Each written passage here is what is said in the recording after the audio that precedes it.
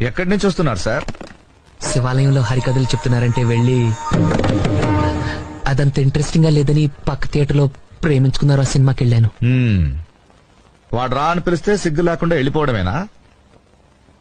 అక్కడేమో మీ నాన్న కంప్యూటర్ నేర్పించాలి, మా వాడిని ఫారెన్ పంపించాలి అంటుంటాడు.